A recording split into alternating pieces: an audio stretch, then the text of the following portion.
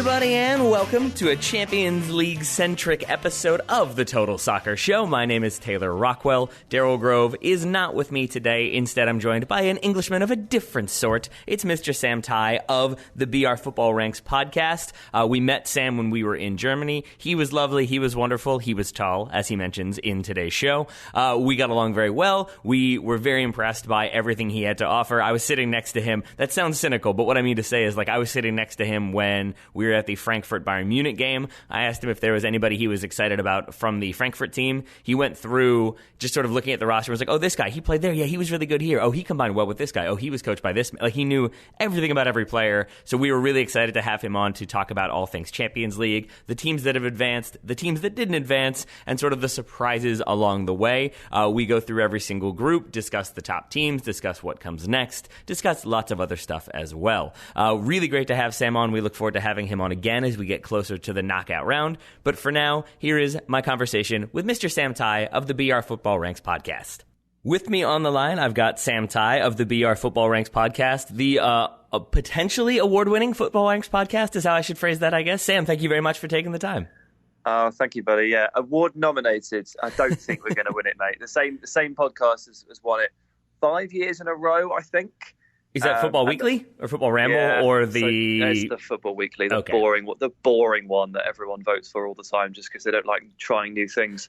I honestly, the fact that we've only been given 2 tickets to the ceremony and we're declined a third, I think the writing is very much on the wall, my friend. You were declined a third? Yeah, so there's 3 people on the podcast and not all of us are allowed to go. I lost the coin toss this week and I'm not going to the ceremony. Jack and Dean are my co-hosts instead. But anyway, on a brighter note, good to have you back in my life after our jaunt to Germany. I've been missing you. Yes, sir. Same to you, very much so. You featured in a lot of my Instagram photos and stories. It turns out my wife kept asking me, is that the same guy? And I was like, it is. We were pals.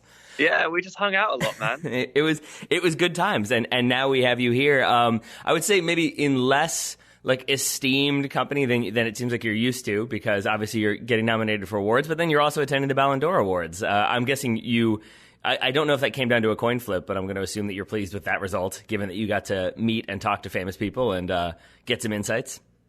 Yeah, those nights are always really strange. You generally, as long as you get what you want or get something good out of it, you come out of it feeling like $1 million, because you come off with a real buzz because of what you've just done. But the actual mechanics of the evening and the actual slog of it, they could be pretty depressing and pretty hard. And because you basically spend 4 hours stood in a room waiting and essentially hoping, right? Because I'm at the Ballon d'Or ceremony, but I'm behind the back wall. So what you can see Mbappe there standing on the stage, go behind that wall with X-ray glasses, and I'm stood there looking like an idiot, just waiting for whoever will possibly come round. Now, all the award winners and some of the runners-up, they came round through the mix zone, and obviously then it's just an absolute scrum. If you've not experienced one of those, if you're not a journalist, it's just people tripping over each other, people stamping on each other, people wrestling with each other, trying to get to the front of the rope to try and make sure you can speak to someone. And I needed to speak to Van Dijk to make my night a success. And I did, which is great. I also spoke to Alisson Becker, and we spoke to Matthijs de Ligt as well. You should have, oh my God, when Messi walked through, you should have seen it. It was like a jungle. People, running around the room trying to get near him. And as he moved around the corner past the rope, it's just people falling over each other, people hurdling each other, cameras being knocked out of the way. I just took a selfie with him in the background and ran off giggling. I didn't even bother to try and get... I mean, Messi doesn't speak to people in English anyway, so no. Why should I bother to try and get involved in that? But it was just like a stampede of people. Is that the first time you've seen him in person? Like aside from playing? Yeah, aside from actually playing a football game, this is by far the closest I'd ever got to him. I would say I was 3 meters away. And were you surprised? 3 meters away. I saw him in 2011 playing for Argentina against the U.S., and I was really surprised then I've said it since then, how much of a rectangle he basically is, that he's very wide and very short, but not wide in a fat way, just sort of, you understand in that moment, that's why you can't knock him off the ball. Yeah, kind of. Although, to be honest with you, my view from up here is slanted. So, for many of the people won't know, I'm 6'4", And so everyone looks small to me. So it's not really a fair comparison. I couldn't possibly comment. I was going to ask you, though, with that height, because you do have the height advantage, is that your sort of strategy for getting your questions in the mix zone when you have that sort of press scrum? Can you reach over the top to put your mic in front and ask your question? Oh, yeah, it's massively helpful. If you're willing to use your bulk and use your height and use your shoulder width, then it can be very, very useful. I basically got to the front and just blocked everybody out with my elbows, shoved my microphone in Van Dijk's face. To be fair, we've got a BR Football logo on the microphone, and he knows us, like he follows us, he recognizes us, and so he walked towards me because he recognized the logo, so he knew that he was going to speak to someone he knew, and also I'm basically as tall as him, so he looked out, and we met eye to eye, and he just walked over to me, and I just asked all the questions. So you locked eyes with Virgil van Dijk across the room. He came over. You had your moment. Was that as exciting as it sounds? No, it's not as exciting as I wanted it to be, I'm afraid. But for those of you that don't listen to BR Football Ranks, we solved a mystery, which is, you can't say that we don't ask the big questions. Don't even tell me that I'm not one of the greatest investigative journalists of all time, because earlier this year, Troy Deeney said that Van Dijk is awful to play against because he wears aftershave during games. So not only is he bigger than you, stronger than you, and quicker than you, and better than you, he also smells great, and it's infuriating. That's what Troy Deeney said. Now, over the course of the year on the podcast, we spoke to Divock Origi, we spoke to Alex Oxlade-Chamberlain, we spoke to a couple of players that have played against him. We asked them all, does Van Dijk wear aftershave? And they all replied, I haven't noticed it. So we thought, this is weird. And we vowed to get to the bottom of it. So in the mix zone at the Ballon d'Or, I asked Van Dijk 3 questions. 2 were reasonable questions, and 1 was, do you wear aftershave during games? And honestly, I had the world's media left and right of me around my shoulders, all wanting to ask Van Dijk much more reasonable questions, and I used up the very precious 3 minutes that we had with one of those questions. And I think they were a bit like, you kid. Did you try to justify it at all, or were you just straight into, do you wear aftershave? I said, Troy Deeney said you wear aftershave during games. I spoke to Oxlade-Chamberlain. He said you didn't. Can we please get to the bottom of this? And he just kind of looked at me and then just laughed and went, no. I think he appreciated it, but I don't think the people around me, like the guys that had travelled from Senegal, there was Mauritanian media there. There was 3 guys from Egypt. They all come over from their respective countries, and they didn't get to ask the guy a single question because I was too busy serving my own purpose. I like to believe that there was at least one person there who was going to ask that exact same question and was just quietly mumbling. It was probably a 5'9" person who couldn't quite reach the way you could and was just mumbling in the back, son of a.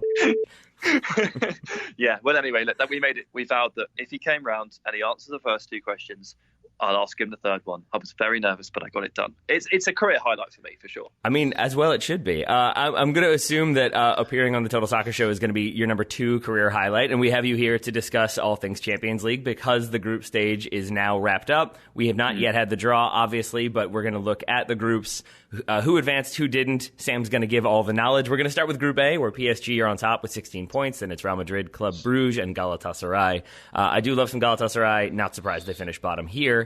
I would say there weren't really any big surprises in terms of Madrid and PSG going through, but is that the order, is that order at all surprising to you, or have PSG sort of been that good and Madrid been that relatively poor? It didn't surprise me. I did pick each of these groups when the draw was made, and obviously a lot can change over the course of 6 games, and you can get a few things wrong. And towards the bottom end of the groups we'll get to later, did get a couple wrong, but I did have PSG winning this group. It was much easier to believe in them at the time of the draw because Real Madrid was still in mini shambles. They have made great strides over the last month or month and a half. It's been good to see because a lot of their players are returning to the levels that they should be playing at, and Zidane has taken a little bit of time to figure out how to reorganise this team to make it work, but he has done. Federico Valverde is the new midfield saviour, and they are starting to purr, and it's nice to see. And we saw Vinicius Junior and Rodrigo combining on match day 6, which is a little glimpse at the future of their wing situation, which is always nice to see as well. But yeah, I felt like PSG had the edge on Real Madrid in a kind of head-to-head, not solely, but largely due to the fact that they can be such a wrecking ball in attack with the amount of speed they have, and how calamitous at the time Real Madrid were defensively. I just thought PSG are going to come out of these two games against Real Madrid with more points than Real Madrid are, so I'm going to put them top. And Real Madrid obviously a clear second. Bruges were damaged by a bit of a summer exodus because they did quite well last year in the Champions League, or they surprised a few people, and quite a lot of the Premier League clubs started looking at their players because it's cheap enough to buy from Belgium. But you can also say, well, this player has 6 Champions League performances to his name, so I'm not just gambling on a player finding form from Belgium. So the likes of Wesley, their striker, Danjuma, one of the wingers, Marvelous Nakamba as well, the holding midfielder, they all went to the Premier League. So they kind of had their spine ripped out. So it was not a surprise to see that they can't compete with PSG and Real Madrid. That's, you can't expect too much of them. Galatasaray, I don't know what to say about them anymore. I really don't. They seem to be... It's a team made up of loanees and very random players that don't seem to have homes. And I'm not surprised it didn't really translate into cohesive performances against some of the best in Europe. So would you expect PSG to have a better campaign overall, or are you expecting more sort of the same from them, of look good in the group stage, dominate Ligue 1, and then get knocked out in the first round or the second round? Yeah, it's tough, isn't it? I mean, it's. I'm almost tempted to say until I'm proven wrong. It's on them to prove me wrong. They've done this so many times now that I'm really reluctant to be like, this is the year, because every year they screw it up. But saying that, this year, see what I've done to myself, Jesus. The team is built differently. It's built differently. It's built from the middle out, and I think they've recruited the necessary pieces to balance the team properly so that they're not so top heavy. And I think the key difference here is that I think Thomas Tuchel is a fantastic coach. And the coaches they've had in the past that have been unable to produce a team performance and gel a team together that would befit the names on the team sheet. I think Tuchel's a different breed. And I would say that this is by far their best chance. The thing is with PSG is obviously they do collapse a little bit sometimes in the knockout stages. Sometimes their fault, sometimes not. I felt very sorry for them last year with the Manchester United handball debacle in the last minute. And sometimes they just get really rough draws. Like, I seem to remember a lot of games where they've just played Barcelona. Mm-hmm. And this was during Barcelona's peak years or peak half of the decade. So half of it, again, is about who they get, because there are some pretty rough second place draws. Like, Borussia Dortmund finished second, Atletico Madrid finished second. These are tight calls.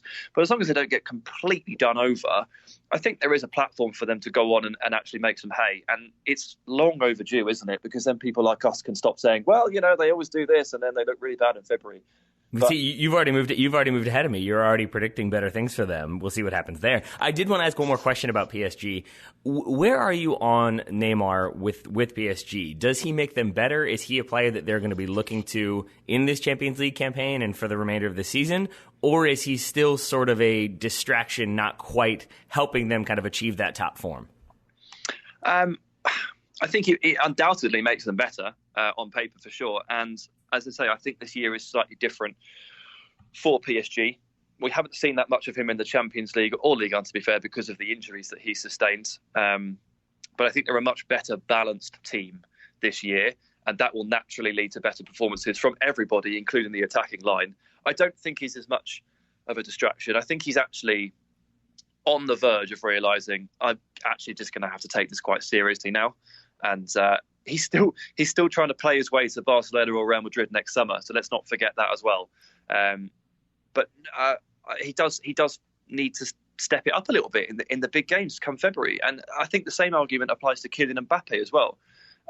Last season when they got knocked out by Manchester United, I don't think Mbappe played well enough. I really don't. And there's been a couple of occasions for PSG that hasn't quite happened for him. And he himself has admitted, I've got to do better. So Neymar does as well, but Mbappe does too. It's not quite all on Neymar here. Much, much more still to come from my conversation with Mr. Sam Tighe of the BR Football Ranks podcast. But first, I wanted to let you know that today's episode is brought to you by our friends over at Roughneck Scarves. Sam and I are going to be talking Americans who are coaching and or playing or were playing in the Champions League.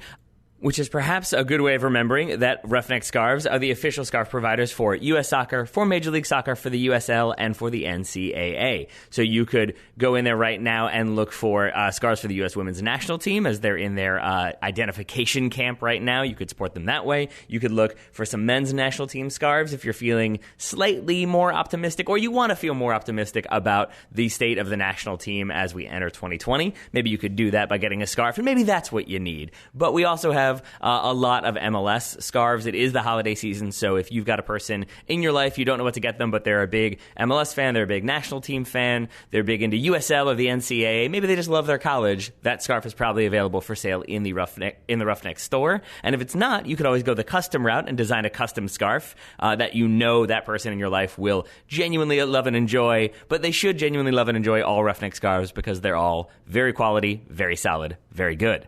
And best of all, you can get 20% off any scarf, any order in the shop, aside from custom orders, any other orders. You can get 20% off with the promo code Total Soccer Show. That's Total Soccer Show, all one word, all together, over at Roughneck Scarves, who have been a longtime sponsor of the Total Soccer Show. And for that and many other things, we are very much appreciative, as we are to Sam Tighe for taking all the time to make sense of the Champions League. So let's get back to him doing just that.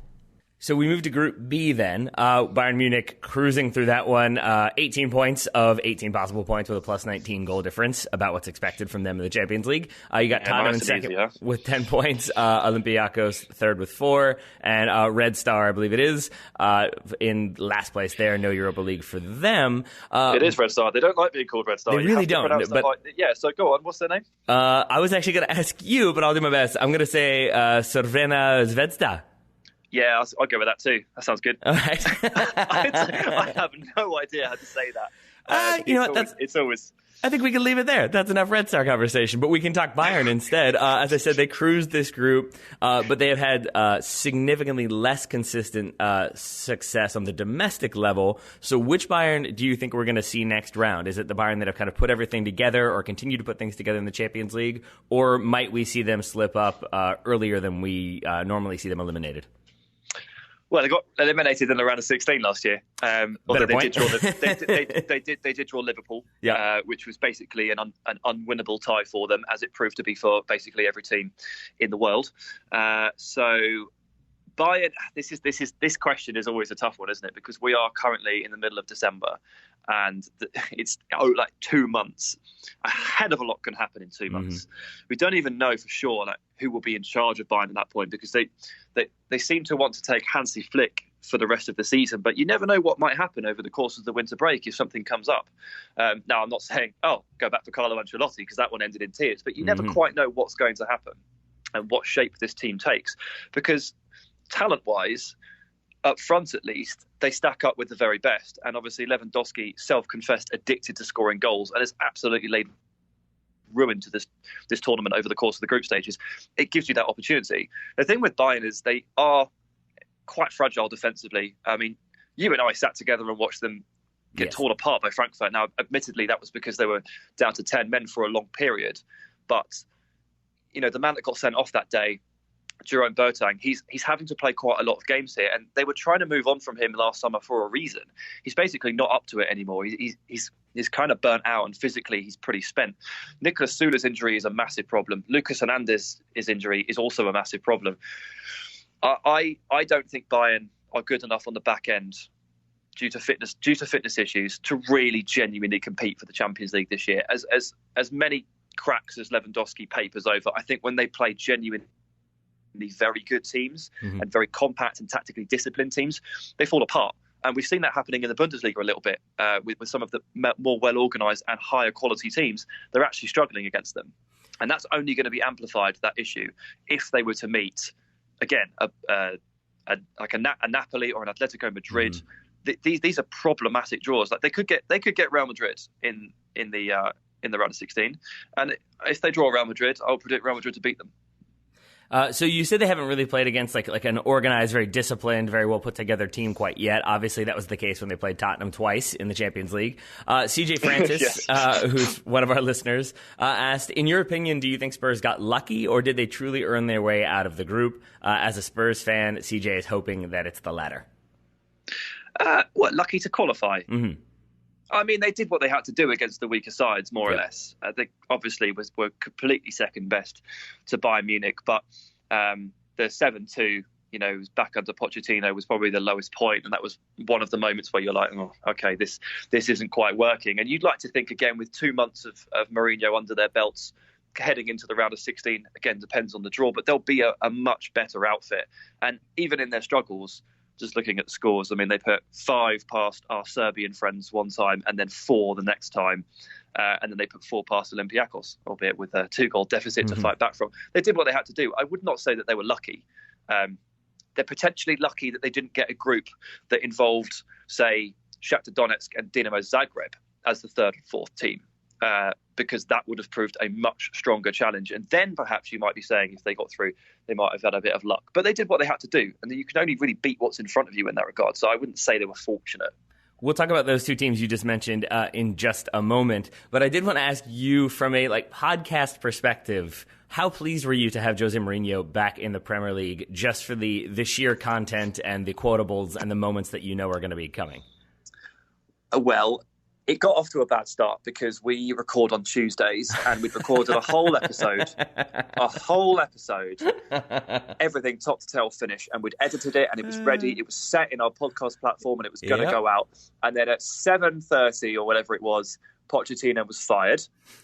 And we were like, okay, didn't mention anything about that on the podcast. That's gonna be a bit weird. And then 2 hours later, it was clear that Jose Mourinho was taking the job, and we were like, okay, so it's the biggest story of potentially the year, and we're releasing a podcast tomorrow that makes absolutely zero mention of it. And do you know what that meant? Yeah, I had to get up at 7 a.m, come into the office, and we re-recorded the entire first 20 minutes. So off to a bad start because I had to do more work. However, it is nice to have him back, as long as he continues to put up this very cheery front, because his grumpy persona, it really grates on me. I'm very tired of it. He first arrived in England, I think it was 2004 or so like that. So 15 years of Jose Mourinho, and that is a long, long time. And it's enough to sort of develop a distaste for certain things. And when he gets grumpy, I find him unbearable. Mm-hmm. There are some who absolutely love that. And it's true that the English media in general, the newspapers, they absolutely feed off a character like that and sound bites like his. I'm not in that position. I don't have to write headlines. So I actually dislike it when he turns into that person. But for now, he's been quite cheery, quite smiley. He loves ball boys. He loves Son. He's ticking all the boxes. So it's fine for now. Yeah, I never thought that would be the new manager approach, is Mourinho incorporates ball boys into his strategy. Duncan Ferguson is hugging ball boys on the sidelines. That seems to be the way to immediately engender goodwill. It does, yeah. It steps away from the Eden Hazard approach of fighting ball boys back in about 2013. So I'm glad we've moved on from that kind of violence. So we're now embracing the parts of the game that matter. Yeah, exactly. All right, well, let's move on to Group C then.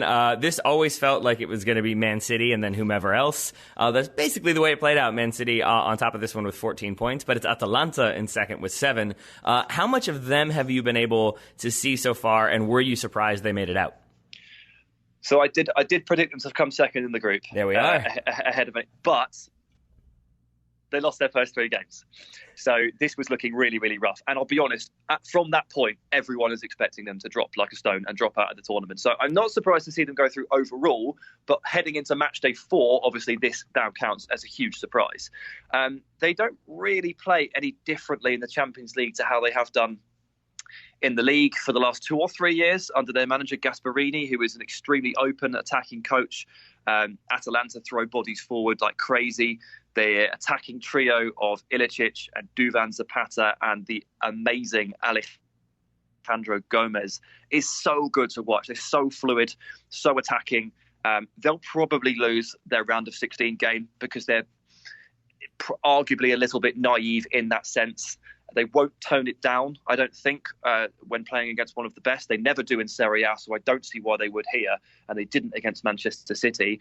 But what I would recommend is that you tune in for the Atalanta game, whichever one it is, because they are footballing fun. They are absolutely great, and you can always get a hint of how attacking and how gung-ho a team is by how involved their wing-backs and full-backs are in goals. And yeah, Timothy Castagna Hans Hateboer, these guys that play wing-back for Atalanta, are constantly in the opposition box, which makes it a lot of fun. Robin Gosens as well, of course. Sorry, just looking at the list to see, I knew I'd forgotten one. They're constantly in the opposing box, and so much fun to watch.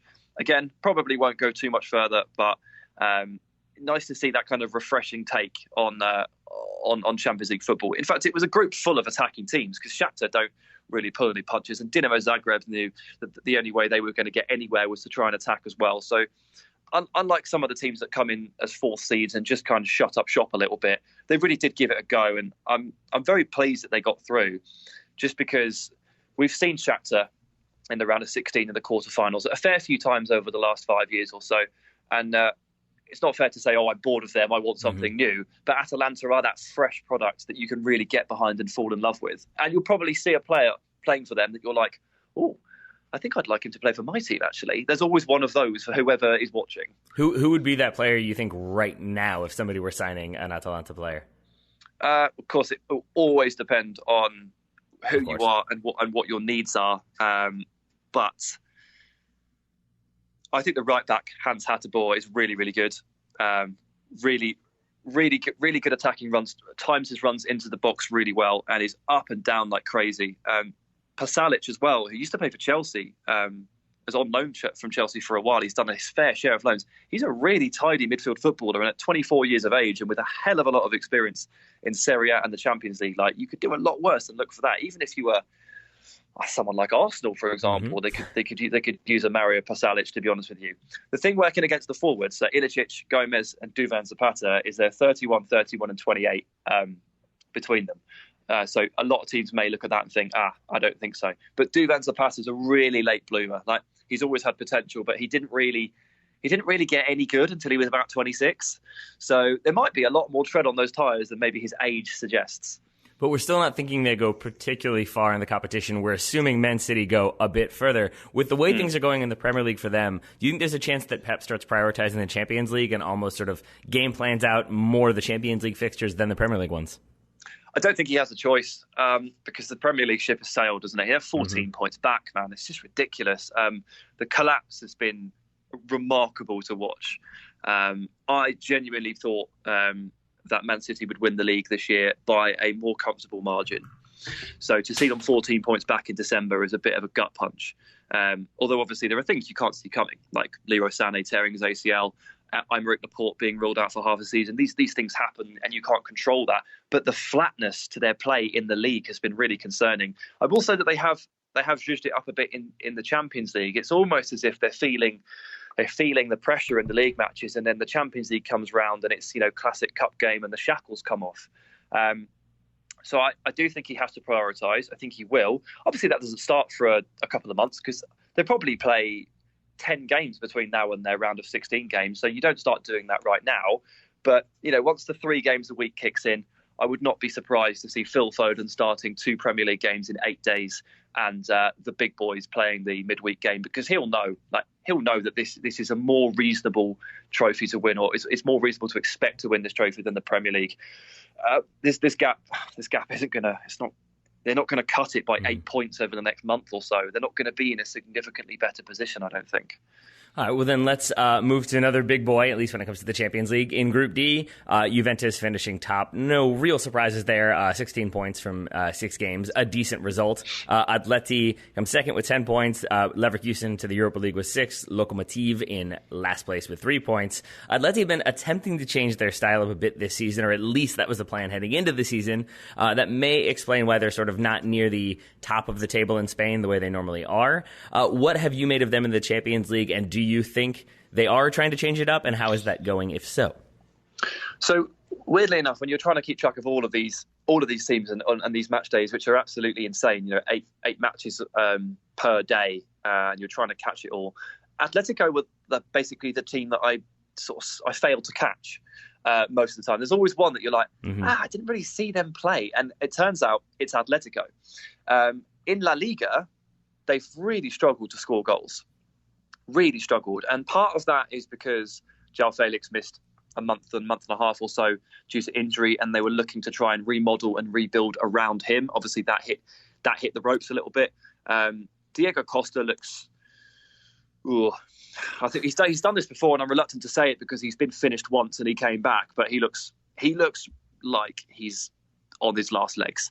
And Morata is a player who is mentally quite weak, and it's really difficult to trust to carry the load because you never really know what mind frame or mindset he's going to be in. He's even admitted himself, like he has confidence issues and he struggles to motivate himself, and he feels emasculated sometimes in training, and he's very sensitive. It's a very strange set of things to be saying about a player that people keep paying £60 million for to play up front, because they're supposed to be the most, confident of the lot. They're supposed to be very, very strong-minded and strong-willed, because you kind of have to be. You have to be Mauro Icardi levels of confident in front of goal, not Alvaro Morata style. So with Felix dropping out with injury, and you're really trying to carry the load through Costa and Morata, well, I guess it doesn't surprise that they haven't quite blown us away. But we've seen better performance in other areas, at least. Like they've got, like, Thomas Partey is looking great.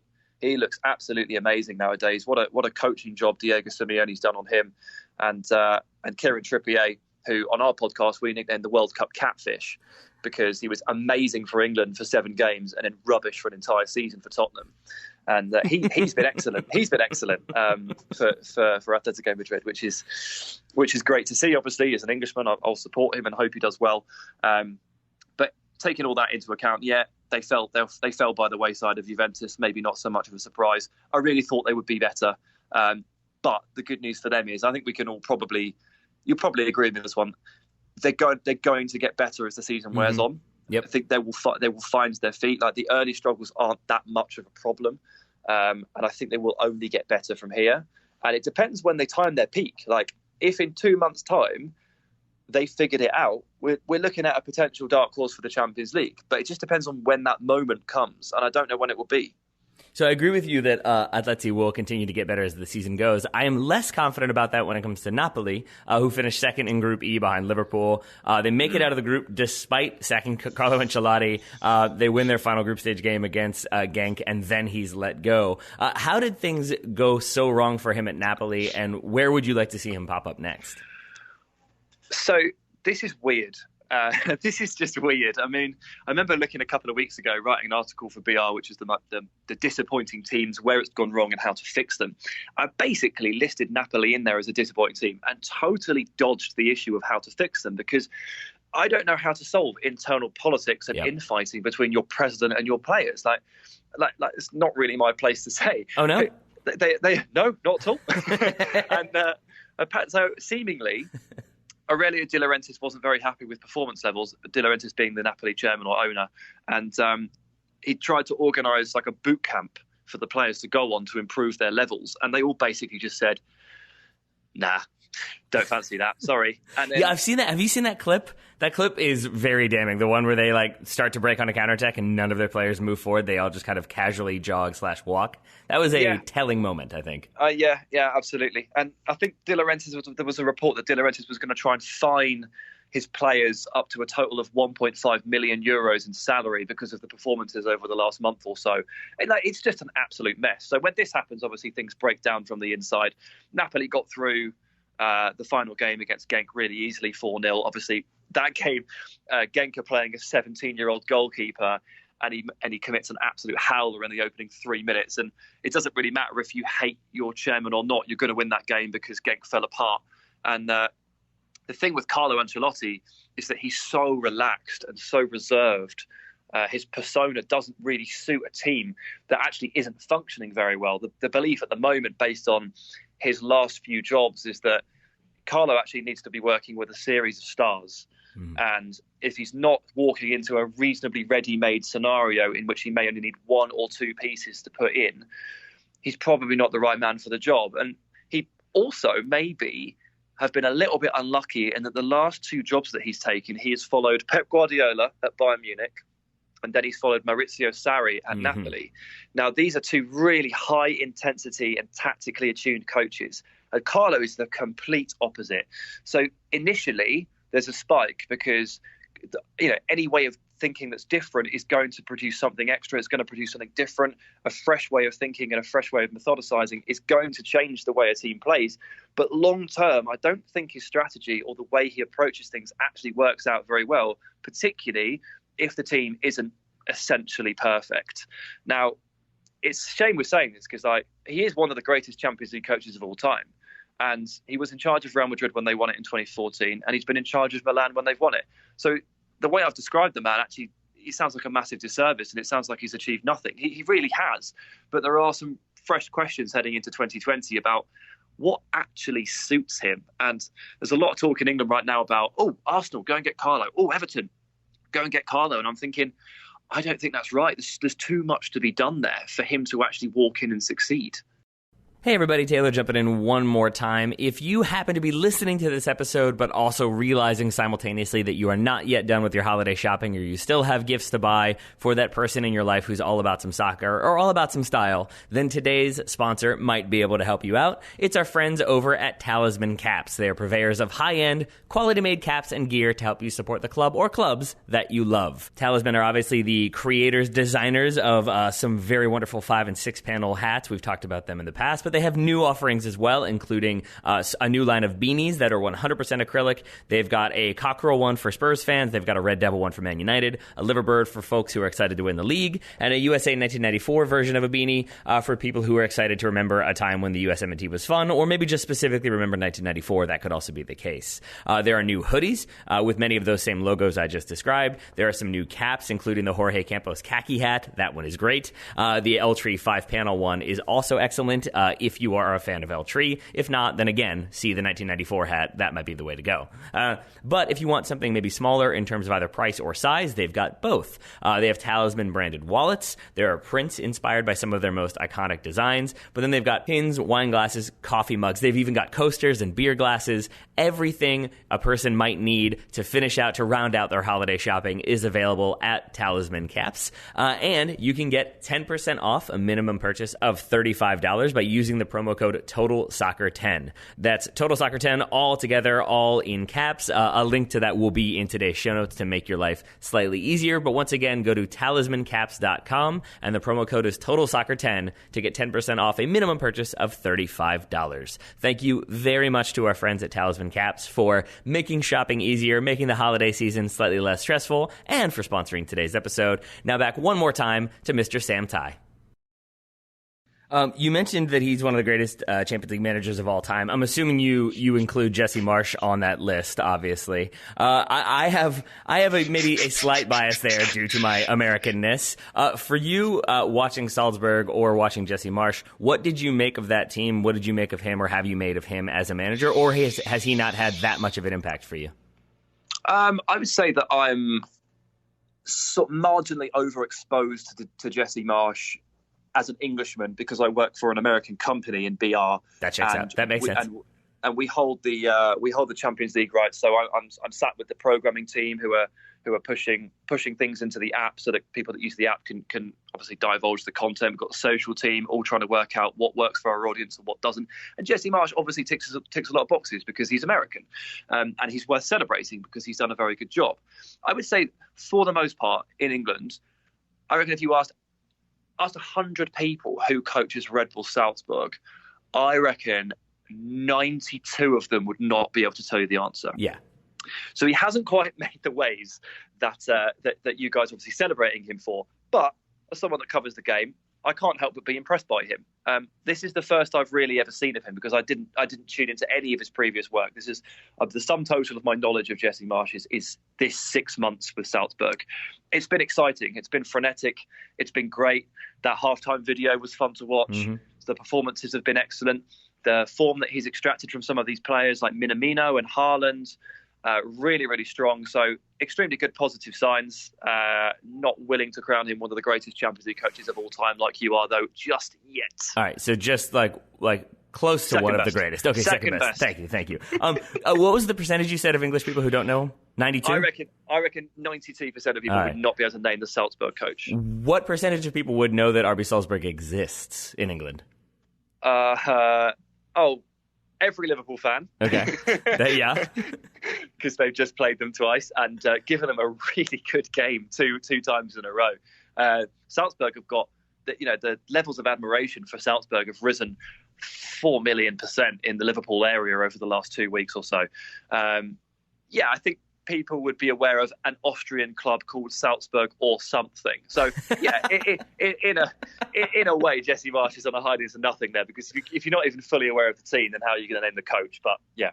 Well, I've got another one for you in Group F. I'm not familiar. They're called Barcelona, I think. I'm not sure if you've heard much about them, but they topped their group. Obviously, that's a massive surprise for such an unheralded team. No, it's Barcelona winning. That's kind of what they do.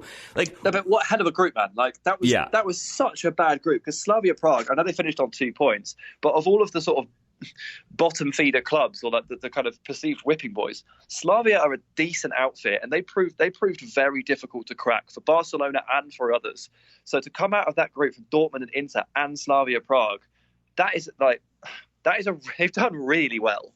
Yeah, and no losses either. Dortmund definitely doing well with the win on the last day. They jump Inter now into the Europa League. With Dortmund kind of securing that second spot, what do you think it means for Antonio Conte and Inter for the remainder of their season? Do they need to win Serie A for it to be successful with him kind of taking over this season? Is it just sort of like we're seeing the signs and then next year is the one where he'll really be expected to perform?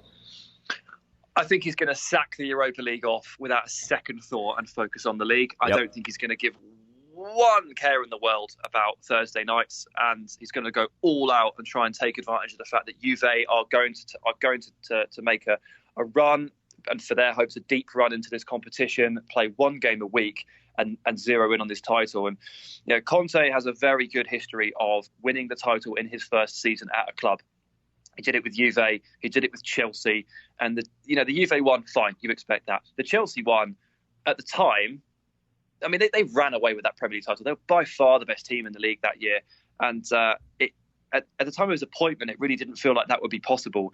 The beauty of it is that Conte, he simplifies the game really easily for his players. He tells them exactly what he wants them to do and doesn't try to overcomplicate the instructions. They all appreciate it. And it works really, really well initially. So he gets that boost. And if you only give Conte one game a week, he's probably going to win the title. This has happened many times before, and it will happen again. So this is probably good news for Inter Serie A title ambitions. Although obviously you never want to see your team drop out of the Champions League in such a way. I actually watched the Tuesday night games in the pub, or the bar, as you call it. And I sat next to I could translate that one, but I appreciate it. Thank you. Sat next to a couple of Inter Milan fans, actually, for the last 10 minutes of the Inter-Barca game. And they were a little bit sad, but they just gave it a big sigh and went, all right, well, we'll have to win the title then. That's kind of where they are. Club priority-wise, couldn't be clearer. League. So obviously don't mess it up from here, because you don't really have a choice. But Conte has famously not done very well in Europe anyway, so I think people were stealing themselves for this regardless. And then of the usual Champions League favorites, the traditionally stronger teams, Barcelona, Juve, Bayern, I'll throw Liverpool in there as the reigning champions and also a very good team who won their group. Would you say it's Liverpool, Barcelona currently the strongest right now? Yeah, I think it's mad to look past Liverpool. They certainly seem to be the most fine-tuned and complete team. Juventus have got a lot to figure out ahead of February. They have only lost one game, so that sounds really stupid. But the transition into Sarri ball has taken a very familiar plateau. It always produces a very good start, and then it plateaus for a bit. And it's when you come out of that second spell into the third bit, which is we now dominate every game and win every game. It's when that happens, I don't know. So they need to time their peak correctly. But I wouldn't be comfortable saying that Juve are an absolute front runner for the Champions League right now. I would say Liverpool and Barcelona are fair shouts. I would discount Bayern because of the defensive issues. And I would say that City and PSG sit in a little bracket below Liverpool and Barca. 2 more groups to go. I don't want to take up too much of your time, especially since I think you have 14 other media appearances today and things to do. Group G, Leipzig on top, Lyon in second, Benfica third, Zenit fourth. For Leipzig, I think they're another one. Obviously they have the connection to Salzburg, so maybe that's why I'm equating them. But they're another team that I feel like a lot of people are going to look at and think they're not one of those historical powers. That's maybe the team that you want if you're a second place finisher. Are they that sort of squad that maybe you do want to go up against, that they're not quite ready for the Champions League right now? now, or should they be a team that people are a bit more wary of? It's a tough one because, again, I don't want to keep going on about it, but I remember we were sat together in the Frankfurt Stadium, and they had that bell that kept going off. Oh, God, I forgot about that. For the goals that were happening around the league. So for context, it doesn't matter what game you're in. If we were sat in the Frankfurt Stadium and a bell kept going off, we couldn't figure out what it was. And what it was there was a goal in any kind of game in the Bundesliga, and the bell just kept going. It was like a city evacuation in Game of Thrones. It just kept going. And we were looking up, and it was like Leipzig 1-0, 2-0, 3-0, 4-0, 5-0. It went to 8, didn't it? It got to 8-0. And we were like, oh, my God, stop. He's already dead. So it was one of those. It was a weird day in the Bundesliga that day. It really was, yeah. And Leipzig have done that a couple of times since. Not quite 8-0, but they have battered a few more teams. And that's the thing, like, when they turn it on and when it works for them, they're basically unstoppable. And they are the kind of team who play extremely well into space and on the counter-attack. So, yep, they work well as a dominant team, but they work arguably even better when they're allowed to be reactive. So I don't think I could in good conscience say that's a decent draw for anybody, because they're like the epitome of the banana skin, where you look at them and go, Timo Werner and a bunch of whatever. But it's not that at all. They're so well coached under Nagelsmann. They're so dangerous when the conditions are right. I think that's a horrible draw for anybody, and it's not a surprise that they've won the group, I guess, given that Lyon started so flat. I thought Lyon would be a lot better. But their decision to hire Silvinho as a rookie manager backfired massively, and they were really, really poor to start with. They have bucked up. They needed a very late show from Memphis Depay and Houssam Aouar to get through this one, and they snuck through in second. But Benfica and Zenit aren't very good. So it's not the greatest group, which people will point to and say, Leipzig only 11 points in a not so strong group. But I would honestly hate to meet them on a night where things go right for them, because they could rip the lid off most of the teams in this tournament if the conditions are correct. So Leipzig topping their group. They could potentially meet Chelsea, who finished second in theirs, the final group, Group H. Chelsea second on, I believe, goal difference, or maybe head-to-head to Valencia. With Chelsea in second place, Dwight Coward, I'm assuming that's not his real name, but his Twitter handle, he pointed out Chelsea's possible opponents in the knockout round are PSG, Bayern Munich, Barcelona, Juventus, and RB Leipzig. Some decent opposition. Who do you think Christian Pulisic wants to see, or who do you want to see him play against most? Again, we're an American podcast. You better buckle up for some Pulisic questions. Well, so which top seed, basically, or which first place finish is the best one?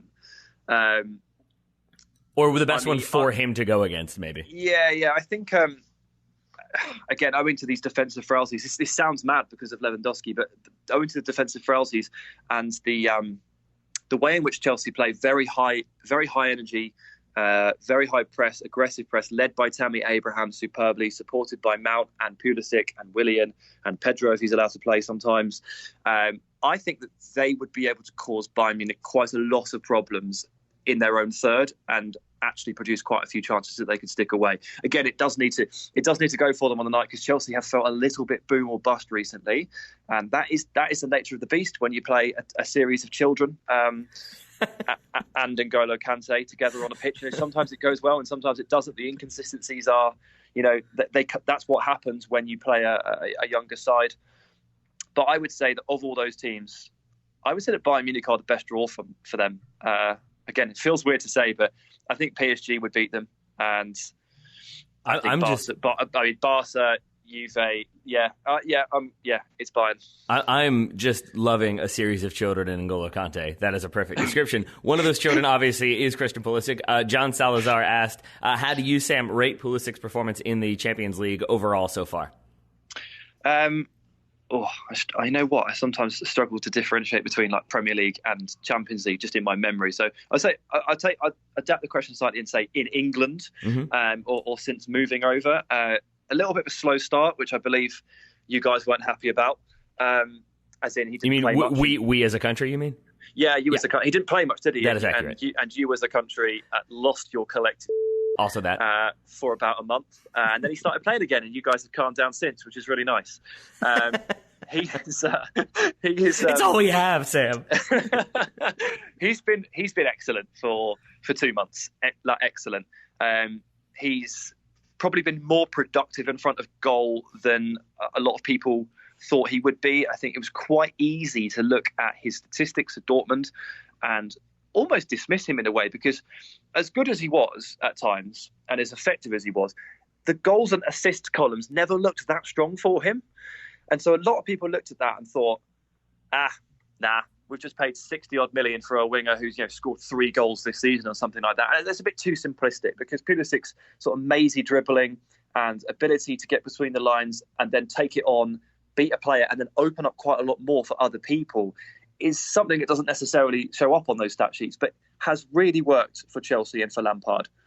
He's put the effort in. Off the ball, he works really, really hard. Not a surprise, again, because of his upbringing with Dortmund.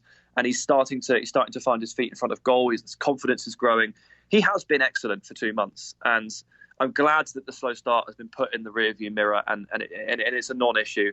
And I'm glad that Lampard is putting his faith in him and played him into form ahead of someone like Pedro, who's in the last 6 months of his deal. And if you're gonna prioritise one or the other, you've got to go for Pulisic.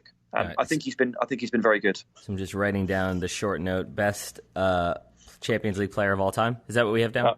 Second best. Okay, second best. Excuse me. Of course, that's the trend. No more Pulisic questions, but one more listener question for you from Donald Norman. With Ajax sadly out, they finished third. Who is most likely to crash the semifinals, or if not the semifinals, which maybe slightly less heralded team could you see making a deep run in the Champions League? Yes, I love this question. I answered this question before the group stage because I had to pick one, and I picked Lyon. And look, I'm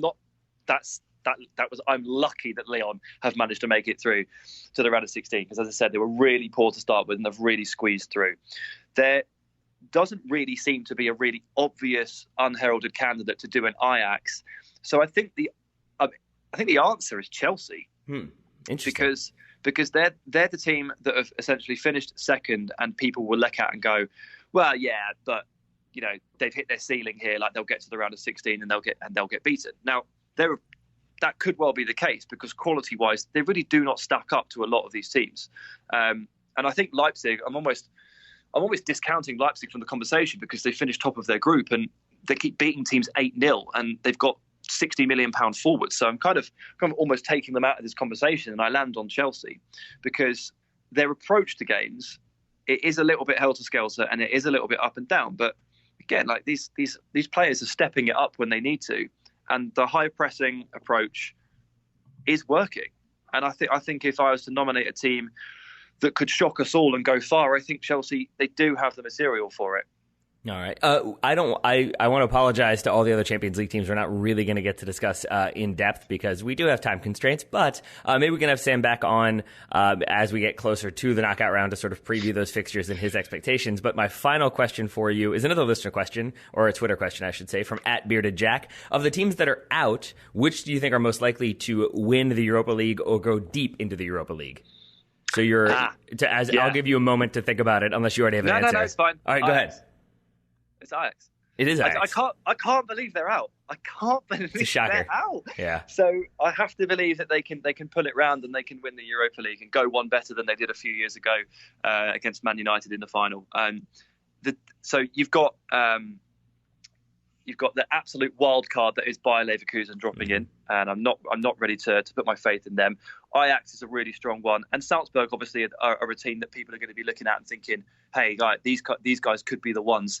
I'm discounting Inter because I don't think they care, and I don't think they'll field the team that justifies any belief in them. And of course, already in the Europa League, you've got the likes of Manchester United and Arsenal, who are still actually, if you look at the odds in England, United and Arsenal were like in the top 3 in terms of odds for winning it. And Ajax are down in like 5th, and Salzburg are down in like 7th. And, if you ask me, Ajax and Salzburg are going to take it more seriously and are probably better equipped right now to win this tournament than the English clubs. But I'll go with Ajax. It's a firm Ajax answer for me. So would you basically just say, like, you're guaranteeing that there will be an American somehow involved in the Europa League final, be it Serginho Dest or Jesse Marsch? That's what I'm saying. All right, that's right. I'm glad we've made this into a Sam Loves America show. I don't know how that possibly happened. It wasn't at all me. Sam, I don't want to take up any more of your time, but I did want to ask you, how could people hear more from you, find more from you? Because, as I said, you are busy, you're all over the place, but you are doing lots of good content, so people should give it a listen. Yeah, it makes me laugh. So I've got 14 more media appearances, but actually on the agenda for this evening is go and play football. Oh, lovely. But, yeah, go and play football. And I am on the BR Football Ranks podcast, so you can check in on that every Wednesday. We drop weekly. We don't put the effort that you guys do in. Honestly, don't know how you do it. Respect the grind. We just go once a week and then we take 6 days off. But it is a good podcast, award nominated, as we've said, although we won't be winning the award. And I'm on Twitter, which is Tighe Football, which is Tighe. I'm on Instagram as BR Sam Tighe as well. I'm sure you'll see it because you'll be retweeting all of my great content, and then people will see it, so it's fine. There we are. And I'll be tagging you, of course, when this show goes live. We were nominated for a local award, I think, our second year when we were still on the radio in Richmond. We did not win. I think we got third. So we refer to ourselves as the almost award-winning. You are more than welcome to take that title if you so choose. Okay, what I want to do, I'm really hoping that we win like best new podcast or something. Mm-hmm. Like, I don't even know if that's an award. I might make it, nominate myself, and then hand myself the trophy. But I do feel it's a bit unfair that I have to go up against, we have to go up against Guardian Football Weekly, running 11 years and all that. But if there's a best new podcast, maybe we'll get that. I don't know. Yeah, you're the Leipzig in this situation. We'll see what happens. I think they also were only allotted 2 tickets, so there you go. Yeah. But Sam, good luck in the football tonight, and thank you very much for taking all the time to make sense of the Champions League. Oh, pleasure, mate. Thank you.